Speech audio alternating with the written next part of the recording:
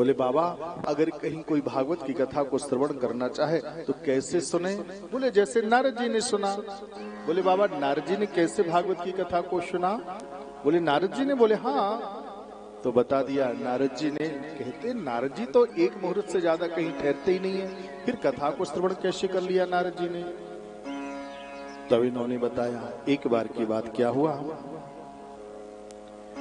एकदा ही विशालायाम चत्वार ऋषयो मलः सत्संगार्थम समायातः ददृशोस्तत्र नारदम।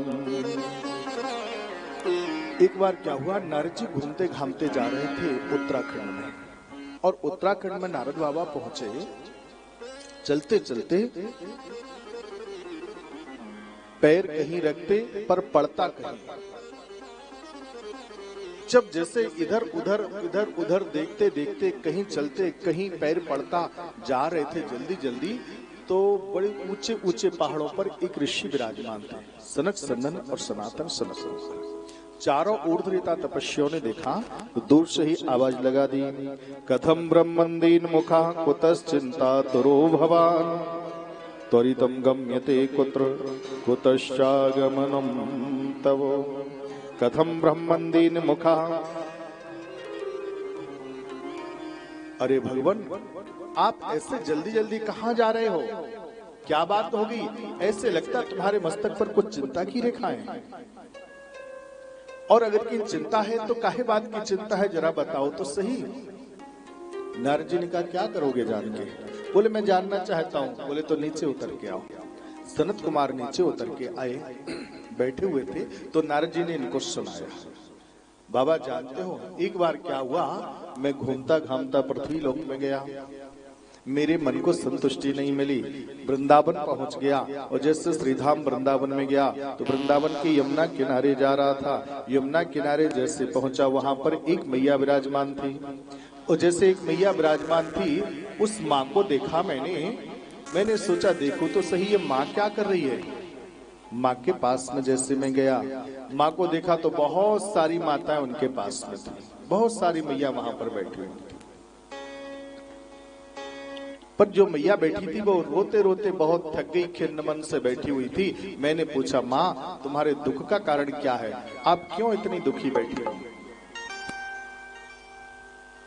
आपके दुख का कारण क्या है?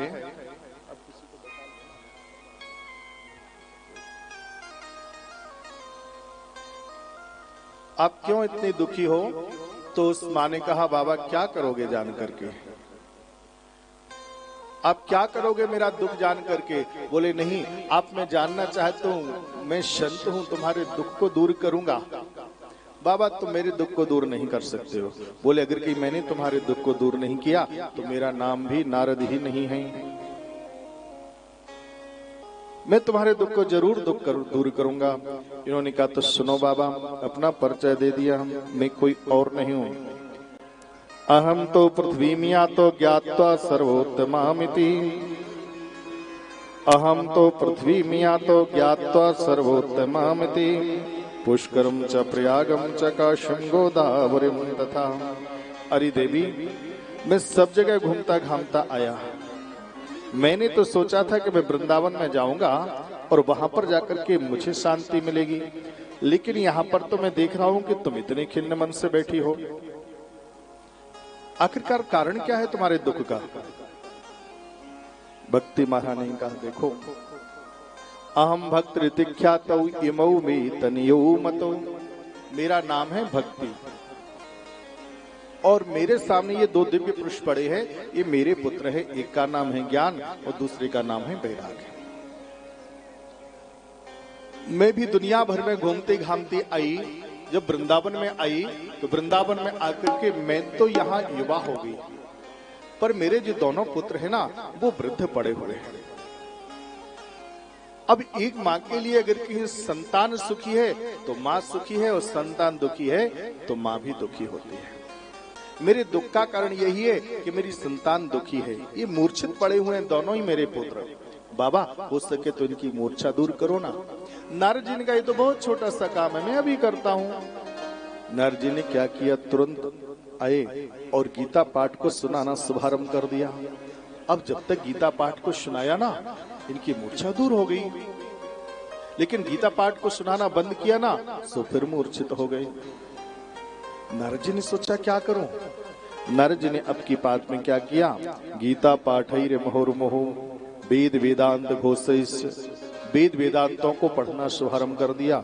लेकिन जब तक वेद वेदांतों को पढ़ते ना, तब तक इनकी मूर्छा खुल जाती और पुनः फिर मूर्छित हो जाते। नारद जी ने अपनी वीणा को उठाया, नारायण नारायण नारायण नारायण नारायण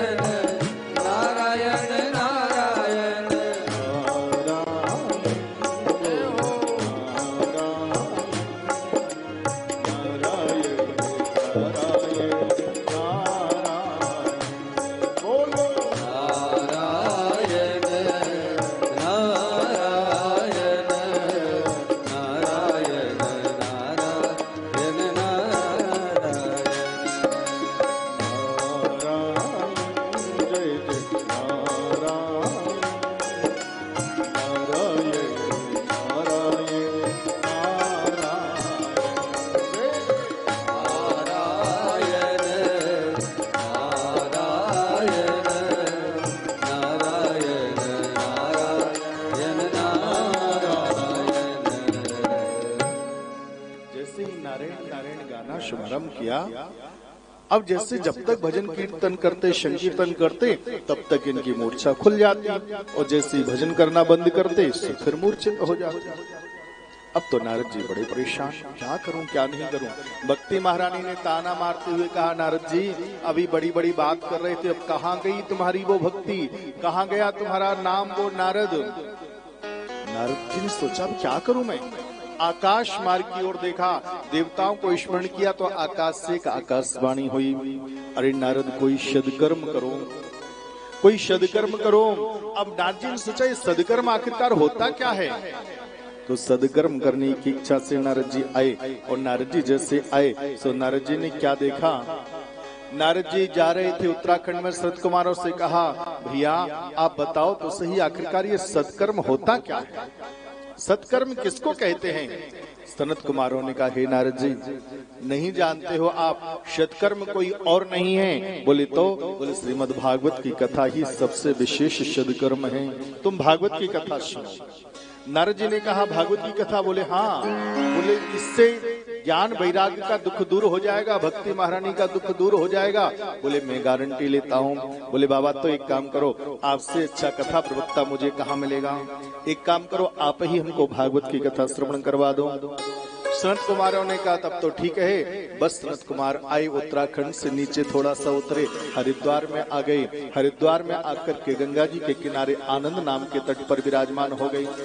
नारद जी ने कहा, ज्ञान वैराग्य और भक्ति ये तो पड़े हुए हैं मथुरा में, वृंदावन में, यमुना जी के किनारे, आप यहाँ पर क्यों विराजमान हो गए? वृंदावन चल करके भागवत की कथा सुनाइए ना।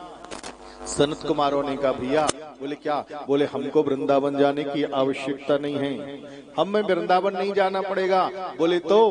बोले भागवत में तो वो सामर्थ्य है कि यहाँ बैठे ही बैठे हम कथा को श्रवण करवा सकते हैं।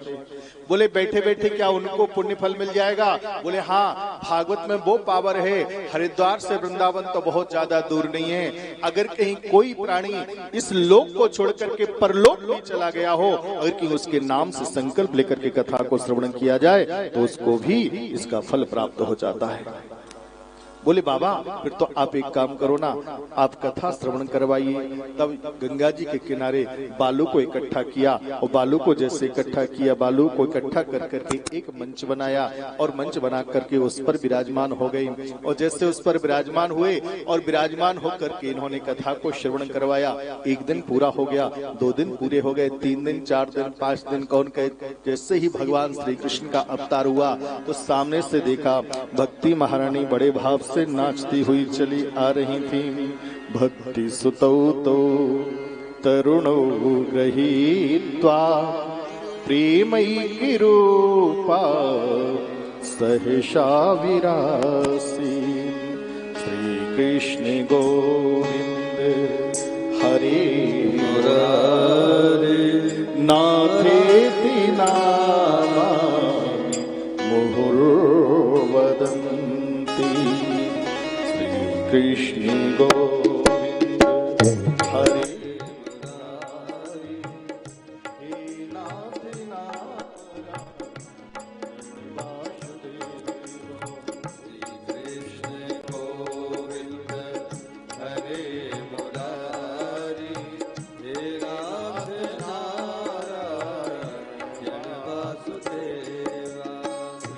कृष्ण गोविंद हरे मुरारी